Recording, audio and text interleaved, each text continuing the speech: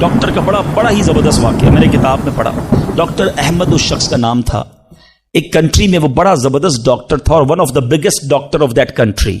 حکومت نے پلان کیا کہ اس ڈاکٹر کو کنٹری کا سب سے بڑا ایوارڈ دینا ہے, سب سے بڑا انعام.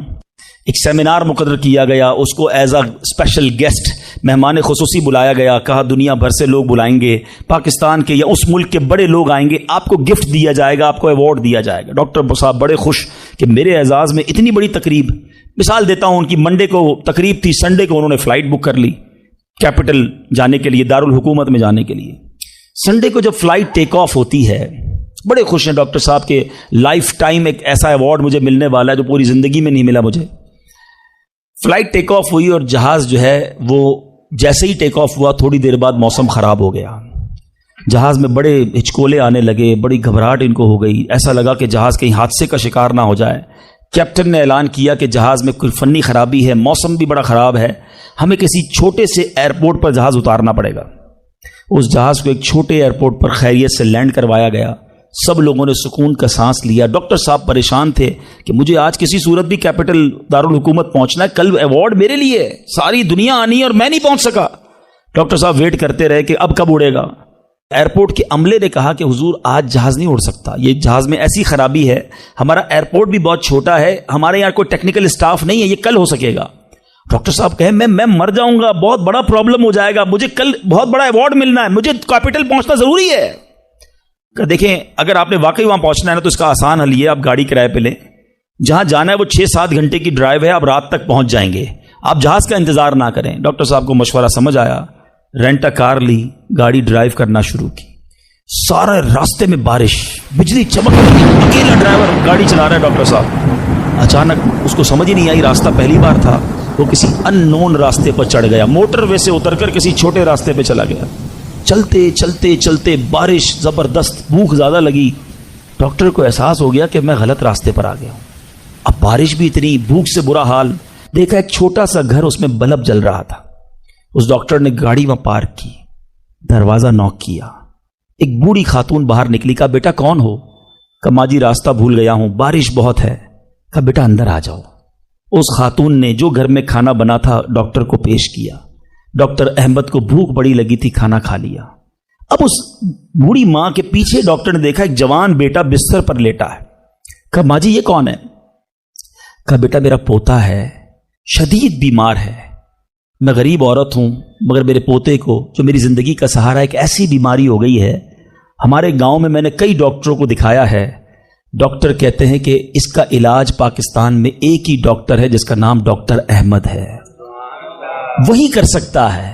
بیٹا ہر نماز کے بعد دعا کرتی ہوں کہ اتنے پیسے جمع ہو جائیں کہ میں اپنے اس معذور بیٹے کو ڈاکٹر احمد کے پاس لے جاؤں. تم مجھے مسافر لگتے ہو, ذرا تم بھی دعا کر دو میرے بیٹے کا علاج ہو جائے. ڈاکٹر احمد دسترخوان پر بیٹھ کر رونے لگا. کہتا ہے ماں جی میرے جہاز کا خراب ہونا, چھوٹے ایئرپورٹ پر اترنا, میری گاڑی کا راستہ بھولنا اور آپ ہی کے دروازے پر آ کر کھڑے ہونا, یہ فقط آپ کی دعاؤں کا ثمرہ ہے. میں ہی ڈاکٹر احمد ہوں, آج آپ کے گھر میں آ گیا ہوں, میں آپ کے بیٹے کا علاج کروں گا. یہ ہے دعا. اللہ سے دعا کرو تو گھبراؤ نہیں, اللہ سے دعا کرو تو یقین رکھو. اگر واقعی دل سے دعا ہے تو رب راستے بنائے گا, وہ غیب سے مدد فرمائے گا. مجھے لگتا ہے میرا مسئلہ بڑا ہے, اور پھر میں وہی بات کروں گا کہ جس کی ماں زندہ ہے, خدا کی قسم ماں کی دعائیں لے لو, پوچھو ان سے جن کی ماں چلی گئی ہے. آج جس کی ماں نہیں نا, وہ کس سے دعائیں کروائے, وہ کس سے التجائیں کروائے. سفر پہ ہوتے تھے تو پیچھے کوئی تھا جو مصلی بچھا کر دعا کرتا تھا. ہر تھوڑے دنوں بعد پیغام آتا تھا, بیٹا کدھر پہنچے, بیٹا طبیعت کیسی ہے. ارے ماں سوچو تو صحیح, بیٹے کا کام تھا ماں سے پوچھنا کہ ماں تمہاری طبیعت کیسی ہے. ماں پوچھتی ہے بیٹا تم کیسے ہو. ہم نے راتوں کو اٹھ کر ماں کو جگایا, ماں پیٹ میں درد ہے. کبھی ماں نے ہمیں بتایا کہ میرے پیٹ میں درد ہے. بیٹا اپنی تکلیفیں سہتی رہی, اپنی تکلیفیں سہتی رہی, مگر ہمیں راحتیں پہنچاتی رہی. لے لو دعائیں, یہ دعاؤں کا سائبان ہے. نہ کرو ماں کو تنگ, نہ کرو اسے پریشان. جتنی بھی بڑی پریشانی میں ہونا ماں کے قدموں میں بیٹھ جاؤ کہ ماں میرے لیے دعا کر دے.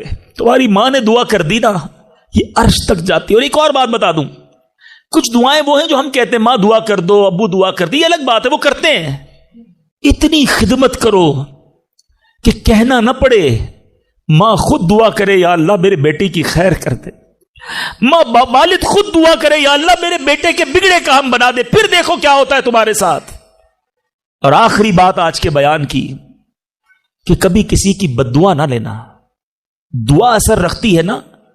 پیش ہے حسن کو اگر آپ کو لگتا ہے نا کہ یار میرا چلتا کاروبار خراب ہو رہا ہے, میری زندگی میں پرابلم شروع ہو گئی ہیں, میرے گھر میں بڑی خوشیاں تھیں, آہستہ آہستہ چیزیں خراب ہو رہی ہیں, فوراً چیک کرو کسی پر ظلم تو نہیں کیا, کسی کی ہائے تو نہیں لی. ایک بار میں نے ایک واقعہ, اسی کتاب میں یہ واقعہ بھی پڑھا کہ ایک مچھیرا تھا اور ایک پولیس والا کوتوال اس مچھلی بازار میں گیا اور اس نے دیکھا بڑی تازہ مچھلی مچھیرا بیچ رہا ہے. کہا کتنے کی ہے, دکھاؤ ذرا. اس نے کہا صاحب اتنے 100 روپے کی ہے. کہا کبھی ہم نے کسی کو پیسے دیے؟ مچھلی چھینی اور چلا گیا. وہ غریب مچھیرا بڑی چیخیں ماری کہ بھائی میری روزی ہے, میں نے آج بچوں کے لیے کھانا لے کر جانا ہے, مگر اس پولیس والے نے نہیں سننا تھا. وہ اس مچھلی کو لے کر چلا گیا. مچھلی اتنی فریش تھی کہ وہ پھڑک رہی تھی. اسی پھڑکنے کے دوران اس مچھلی نے اس پولیس والے کے انگوٹھے پہ کاٹ لیا. نارمل سا تھا معاملہ تھا. گھر آ گیا, گھر آیا, بیوی کو کہا مچھلی پکاؤ, فریش فش لایا ہوں. مگر تھوڑی دیر بعد انگوٹھے میں درد شروع ہو گیا. اور آپ جانتے ہیں انفیکشن کس کو کہتے ہیں, چیزوں کا خراب ہونا کس کو کہتے ہیں. اس کے انگوٹھے میں شدید پین شروع ہو گیا, بہت درد. کھانا بعد میں کھاؤں گا, پہلے دوست ڈاکٹر ہے اس کے پاس جاتا ہوں. اس کے پاس گیا, کہا ڈاکٹر صاحب دیکھیں یہ انگوٹھے میں کیا ہو گیا ہے, بہت لال ہو گیا, بہت درد ہو رہا ہے. کہا اس میں زہر پھیل گیا ہے, ابھی ڈیسائیڈ کرو ورنہ یہ انگوٹھا نہیں کاٹو گے تو ہاتھ کاٹنا پڑے گا. کہا اچھا, ہاں. انگوٹھا کٹوایا, گھر آیا, بڑا افسردہ کہ انگوٹھا ہی کٹ گیا. ابھی دسترخوان پر بیٹھا تو ہتھیلی میں درد شروع ہو گیا, ہتھیلی لال ہونا شروع ہو گئی, بڑی بڑی تکلیف. پھر گیا ڈاکٹر کے پاس کہ ڈاکٹر صاحب آپ نے کہا تھا انگوٹھا کٹوا دو, ہتھیلی بچ جائے گی, ہتھیلی بھی لال ہو گئی. کہ بیٹا اس میں بھی انفیکشن ہو گیا ہے, فوری فیصلہ کرو, میری عقل کام نہیں کر رہی ورنہ ایسا نہ ہو تمہارا پورا بازو کاٹنا پڑے. مرتا کیا نہ کرتا, ہتھیلی کٹوائی. پھر گھر آیا, پٹی بندی ہوئی ہاتھ پہ, آنکھوں میں آنسو ہیں, تڑپ کے لیٹا, لیکن رات چین سے نیند نہ آئی. ہاتھ میں درد ہونا شروع ہو گیا, پورا ہاتھ لال ہو گیا, پریشان. ڈاکٹر کے پاس جانے والا تھا, اس کا ایک دوست بڑا سمجھدار تھا, وہ دیکھ رہا تھا کہ ایک شام انگوٹھا کٹوایا, پھر ہتھیلی کٹوائی, اب ہاتھ کے لیے تڑپ رہا ہے. خیر ایک بات بتاؤ, آج تمہارے ساتھ کوئی واقعہ ہوا ہے کیا, تم نے کوئی کام کیا ہے؟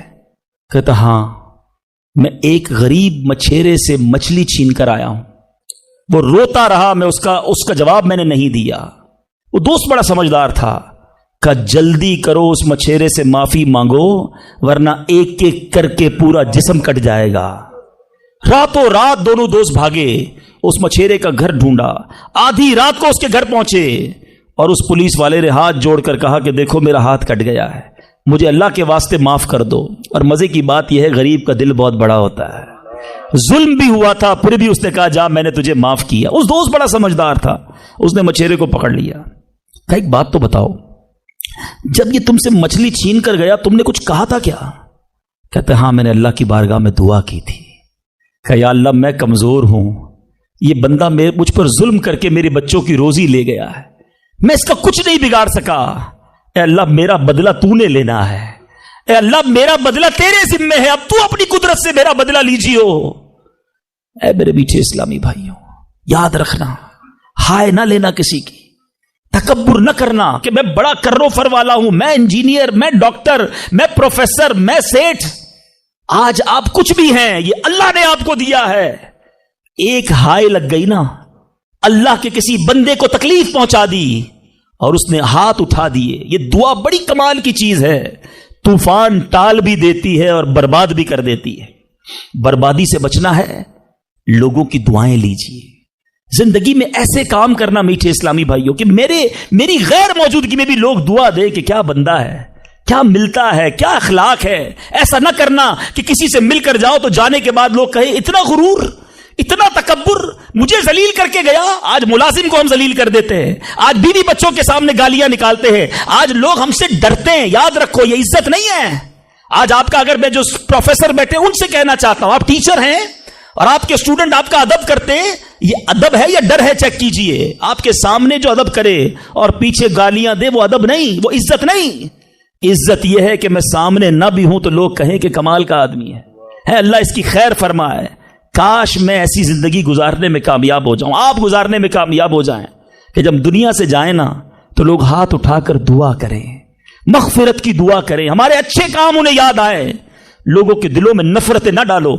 آج کسی پر ظلم کر کے، روب جما کر، اس کو دھوس میں لے کر ہم اپنا کام تو نکال لیتے ہیں، مگر یاد رکھنا وہ بھی بندہ رب کا ہے، اللہ کا بندہ ہے، نبی پاک کا امتی ہے، اس کا بھی کنیکشن ہے. اور اگر تڑپ کر اس نے دعا کر دی نا تو ہماری بربادی کوئی نہیں